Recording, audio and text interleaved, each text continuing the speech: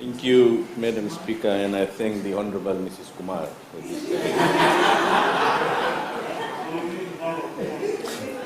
Madam Speaker, the Langi Langi Housing Project is a government-funded project in partnership with the People's Community Network for Squatters. The main objective of the housing development is to provide security of tenure and decent and affordable homes for squatters. Madam Speaker, the project is expected to be completed in October 2016.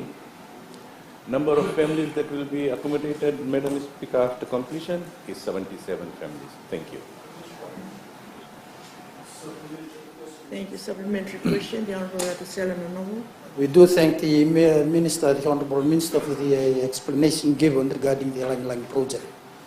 As we all understand that the Langi Langi project was initially targeted to house those squatters around that area.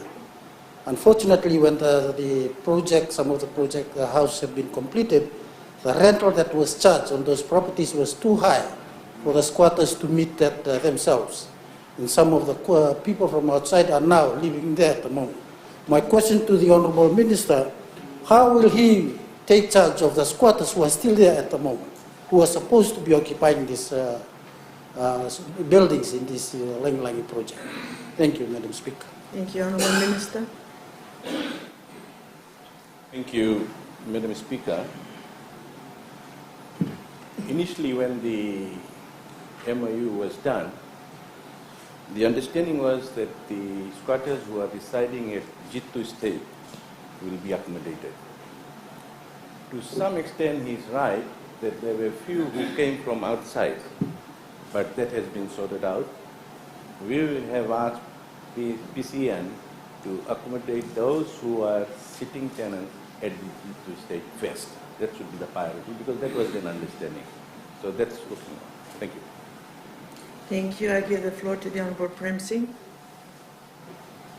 Madam Speaker, the question I was going to ask has been asked by Honorable Thank you. Selana. I give the floor to the Honorable Anna Revande. Thank you, Madam Speaker.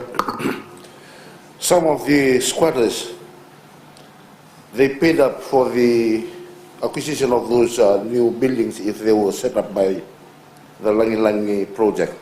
Up till now, they were not housed, and what will be done for them to recover that cost that they have been collected from them? Thank you. Thank you, Honorable Minister. Thank you, Madam Speaker.